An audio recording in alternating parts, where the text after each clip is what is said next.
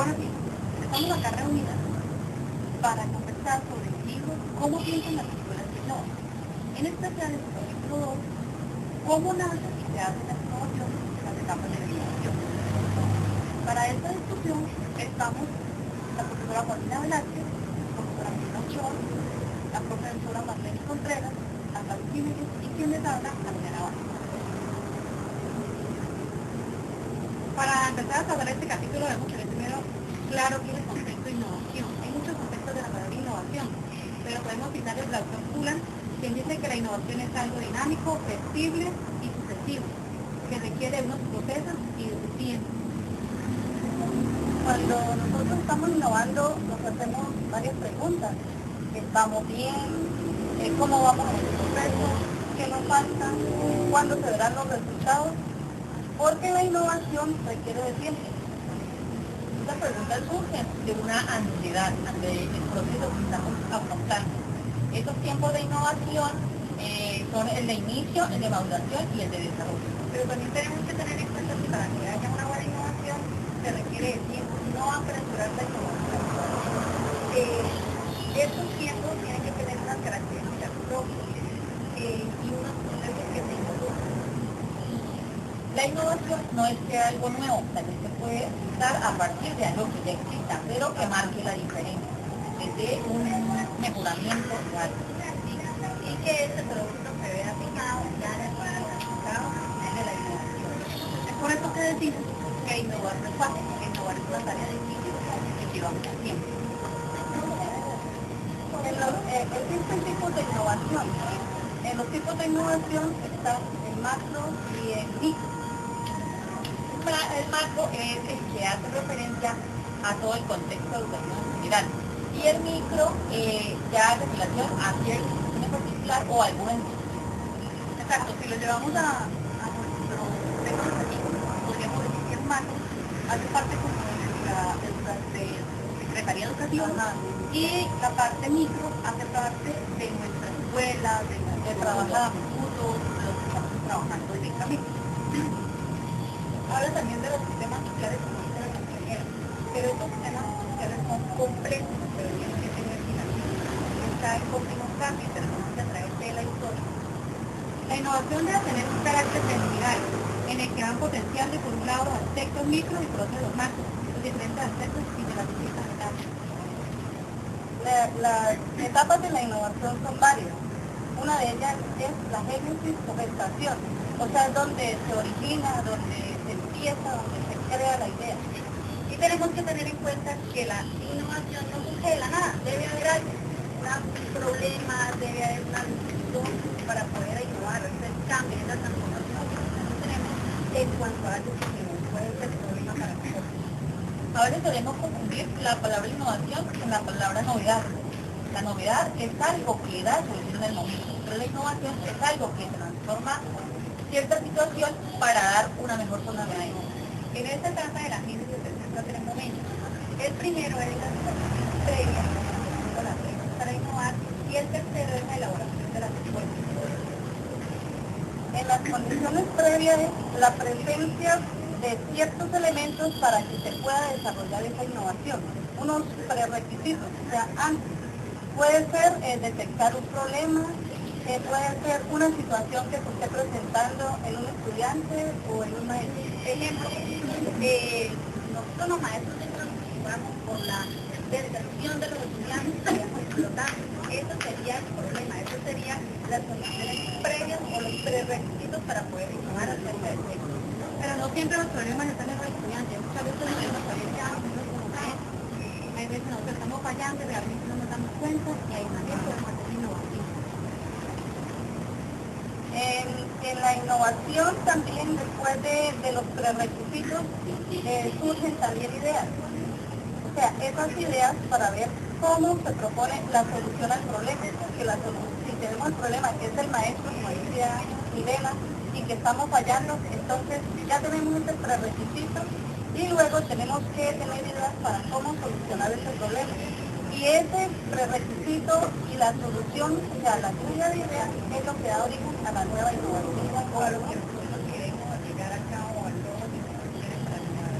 No nos podemos olvidar que todas las innovaciones que se hacen en las escuelas están enlazadas de una u otra forma con la política. Todas las leyes o los decretos políticos se basan en la educación, ¿sí? A veces quitan o dejan de ver las necesidades que tienen los estudiantes o el contexto cultural donde va a tener este nuevo ciclo y simplemente implantan una ley. Los docentes la deben llevar a cabo de esa manera. Y a veces por eso es que decimos que las innovaciones fracasan. Por eso tenemos que tener en cuenta que la masa crítica de ideas es la clave para llegar al éxito de la innovación. Has hablado de una brecha. Has hablado de una brecha para innovar. Esa brecha se dice que es una ventana, es una oportunidad, es algo que se abre en cualquier momento y se cierra. Entonces debemos aprovechar esa brecha o esa oportunidad para nosotros innovar en el problema que se está presentando. Esta brecha contiene dos elementos importantísimos, uno estructural y otro cultural. El estructural condiciona la oportunidad para esta inserción, que sea la brecha que debe aprovecharse o generarse para que sea posible el proceso de innovación. En la estructural está una parte interna y otra externa. La interna es el sistema educativo o de la institución y la externa son los grupos interesados en la educación, por ejemplo como la iglesia, como los gremios de docentes y como la comunidad. Por eso se llama estructural, lleva una estructura lógica. Ahí es importante resaltar también el papel hablando de la innovación en la educación, el papel que debe desempeñar el docente. No es dejarle la tarea a grupos externos a la institución, es la misma institución retomar con mucha posibilidad ese error y poder llevar la innovación a cabo. Un ejemplo de esta brecha para innovar es como la relación entre el sector privado y el sector público. Decimos que el sector privado pues tiene más innovación, tiene más cambio, más transformaciones, porque allí pues ellos requieren de unos requisitos para que uno pueda ingresar. ¿Cuáles son los requisitos? Mirar por el si el niño que está mal no lo recibe y en una disciplina inferior tampoco lo reciben. Entonces es como ellos tratan de escoger al personal o a los estudiantes para la calidad de estudiantes para ellos quedarse con las figuras y pueden innovar. La brecha también se debe tener en cuenta que es muy elástica. Es un espacio que va a construir interesante para realizar las estaciones de innovación. Se pueden dar varias oportunidades para esta innovación y no debe aprovecharse a unas oportunidades que ofrece esta momento de la innovación. Luego de la brecha se puede hablar de la elaboración de la propuesta de innovación. Ahí se habla de que si hay improvisación o no hay improvisación, es participación o no participación. No debe haber improvisación porque para crear una innovación nosotros debemos planificar con tiempo las cosas. Claro, se debe tener en cuenta cuáles son las necesidades que vamos a atender directamente. Por ejemplo, acá hablaban sobre que la deserción escolar, que el aborrecimiento de los niños. Entonces hay que mirar en especial cuál es esa necesidad que vamos a atender y tratar de buscar acción para atender esa necesidad. No podemos llegar y decir, no, y saber qué hacer. Tener en cuenta los posibles ajustes en la propuesta que se genera. Y en un proceso de innovación no se le puede dar espacio a la improvisación, sino puede resultar muy fácil, exactamente, y llevarse a cabo. En la participación, en la participación existe la participación tecnocrática. Acá dice que son propuestas, según lo que leímos, son propuestas de cambio que se elaboran en las oficinas del Ministerio de Educación y equipos técnicos. O sea, ellos antes hacían estas propuestas de cambio e incluían personal técnico, pero se demostró que esa innovación no tenía los efectos esperados porque los mismos padres y los mismos docentes eran los que resistían ante ese cambio. Sí, exactamente, o sea, las personas que están involucradas directamente en esa innovación no están haciendo parte de ella, no están dando sus ideas, dando sus aportes de qué es lo que quieren, cuáles son sus necesidades, qué es lo que está afectando la convivencia o el rol estudiante o el profesor.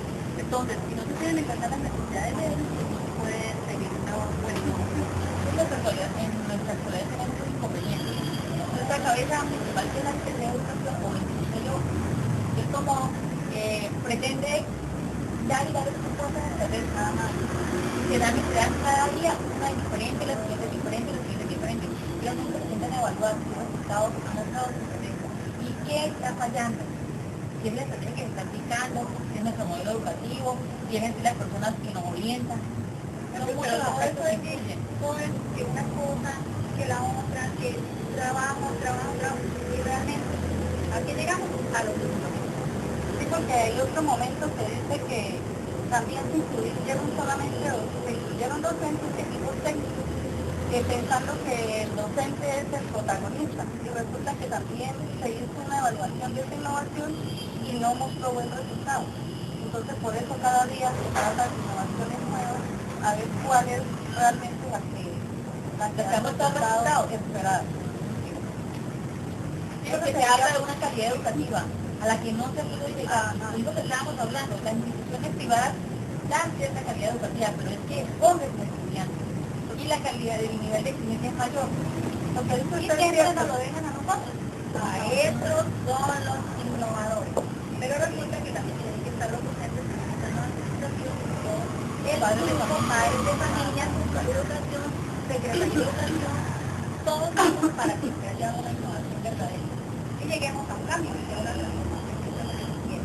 Hay momentos también de innovación en que no escogen la persona adecuada para ir allí a llevar como las ideas de los demás compañeros, sino el primero que le pareció ese fue, y realmente no lleva las opiniones de los demás compañeros. No es una persona elegida por democracia, sino el que les pareció, y de pronto hay una persona o un perfil más adecuado que puede llevar mejores ideas. A veces, teniendo en cuenta lo que dice la compañera, a veces sí, pueden escoger una persona con sus títulos, con sus estudios, con muchas cosas buenas, pero en el momento de difundir esa información, hasta ahí llega el proceso. ¿Sí? Porque esa persona, muy estudiada que sea, no tiene la capacidad de hacerle llegar a los demás docentes ese conocimiento que aprendió o ese conocimiento. La información no es replicada, sino queda solamente ahí. El que fue y hizo con la información y no se replica, ni los demás saben cómo va la innovación, o si realmente sirve, no funciona, sino solamente queda ahí como el papel y no hay una réplica y una participación activa de los demás. Cerrando la primera etapa, dice que la mayor causa de las innovaciones tiene que ver con la falta de calidad de la oferta educativa, de lo que estamos hablando. Entonces tenemos que empezar gestando una idea. Siempre hemos discutido ese tema de calidad. Siempre decimos que calidad y calidad, pero resulta que la calidad y la cantidad se ha vuelto como una balanza. Hoy día las instituciones se han preocupado por meter y meter estudiantes en una aula de clase, incluir a Remundo en aulas pequeñas para una gran cantidad de estudiantes, y qué calidad se puede ofrecer a una gran cantidad de estudiantes. Segunda etapa, aparte de la gestación, sigue la implementación, o sea, la ejecución del proceso. En tres formas: querer hacer, saber hacer y poder hacer. Querer hacer es la acción, saber hacer la viabilidad técnica, y el poder hacer es la viabilidad técnica. La viabilidad política y social. Todo grupo social tiene una cultura y se integra en valores, actitudes, formas de ver el mundo diferente, paradigmas, etc. La viabilidad técnica. En la viabilidad política, aquí hay negociación, aquí hay alianza, hay cooperativismo con los grupos de poder, como dice políticamente. La viabilidad técnica es aquí donde encontramos las soluciones a los problemas y problemas de ambos. Una mirada diferente para mirar las cosas, buscarle soluciones a esos problemas que de cierta forma bueno, entonces acá en esta implementación, o sea, la ejecución, también está la viabilidad material, y esta se divide en recursos humanos y recursos temporales. ¿Cuáles serían los recursos humanos? Los docentes, los administrativos, las personas que se involucran, ¿cierto? Esos son los recursos humanos. Y los recursos temporales de tiempo. O sea, toda toda innovación requiere de tiempo. Cada etapa, una maduración, un proceso.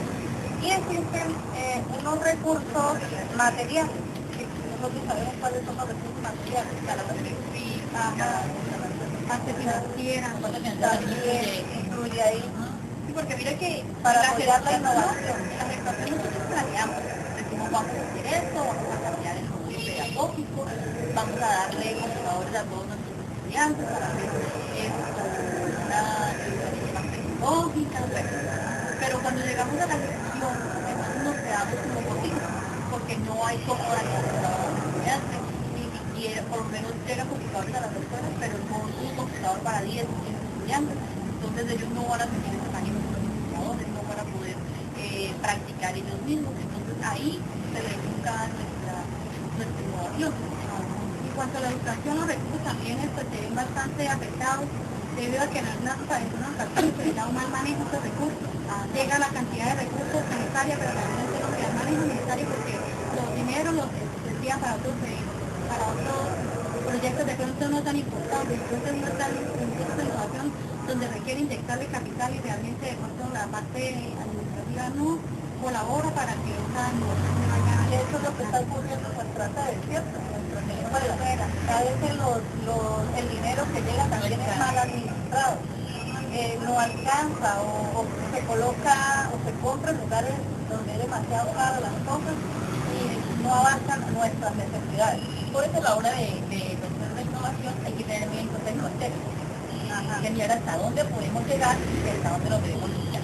Exacto, y no solamente los recursos materiales, como ya decían los recursos humanos, también hay que tener en cuenta que todos los docentes a los que se va a aplicar esta innovación estén de acuerdo y pongan todos los pasos para participar en esta innovación, porque a veces se siente la familia, el que yo prefiero, la actitud, que yo no quiero participar en eso, que no va a ser una pérdida de tiempo, que solamente van a criticar y no van a participar activamente en esta innovación, entonces ahí también se puede fracasar.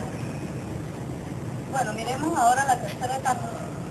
La tercera etapa es la evolución. Ahí hay varios procesos.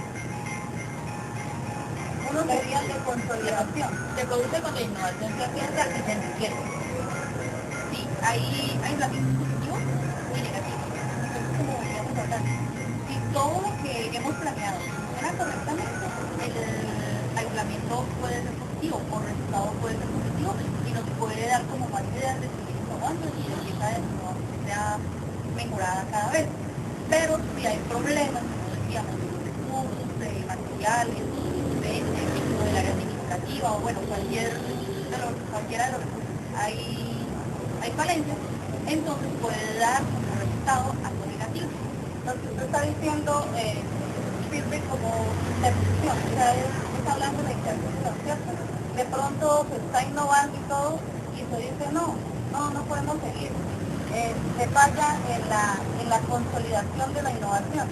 Entonces, esa experiencia deja de existir y se acaba de inmediato. Es una innovación fallida. Al consolidar una innovación siempre debemos tener un monitoreo constante, siempre estar revisando cómo está funcionando, qué está bien, qué está mal, qué ha fallado para mejorar y al mismo tiempo para hacer el monitoreo pues también estamos grabando una innovación. Este debe ser un trabajo de equipo. Es lo mismo que pasa con los proyectos en las escuelas.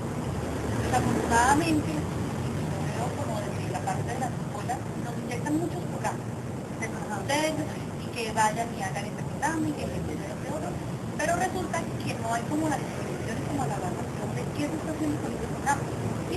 Entonces vayan, realizan los planes de área, hacen esto, hacen aquello, pero no se evalúa qué está funcionando, esto se está llevando a cabo, los estudiantes no están reaccionando, qué han subido su nivel académico, entonces como que se paran ahí y no se llevan a cabo o no se sigue cambiando o mejorando las cosas que se están realizando mal.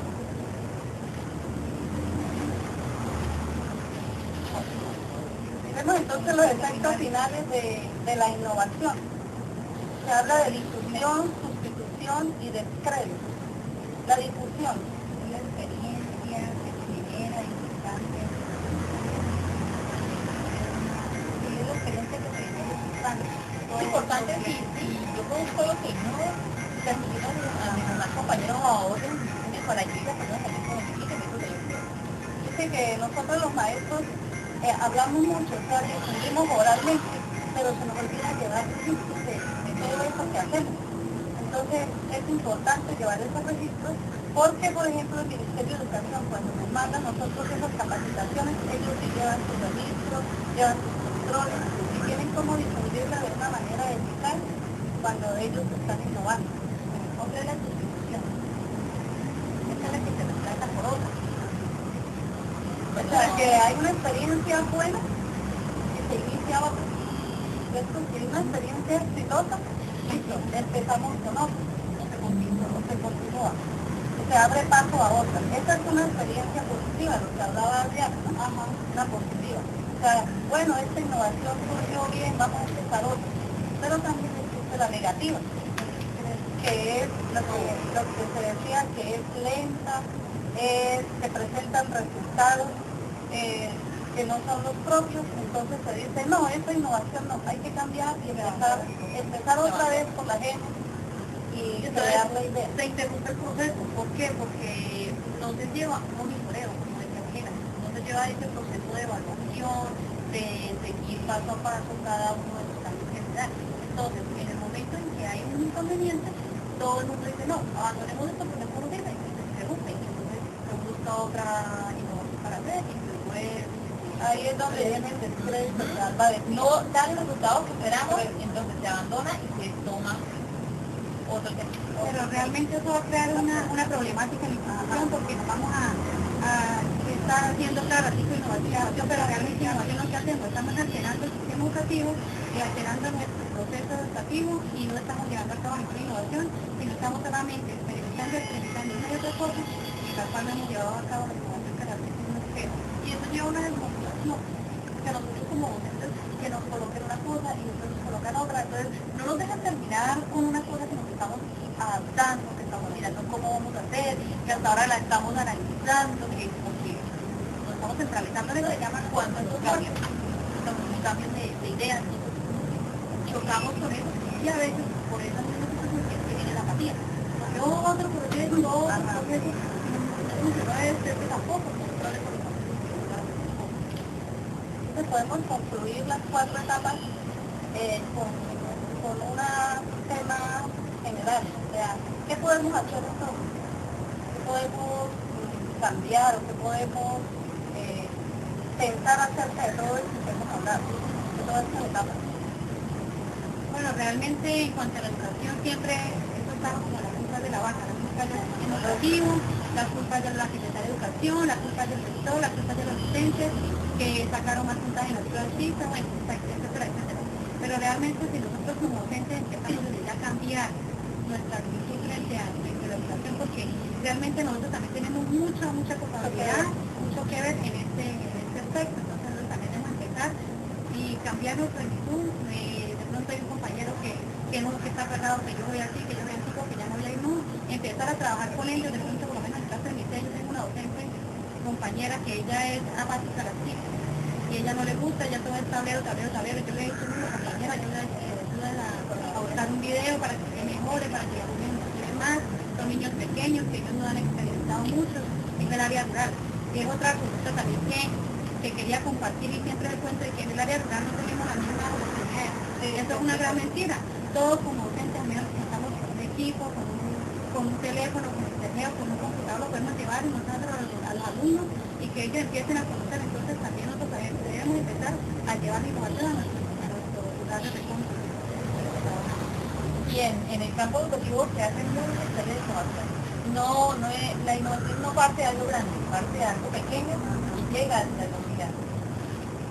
Y parte de las necesidades de los estudiantes, de las necesidades de la comunidad y cómo le podemos mejorar la vida a través de la educación.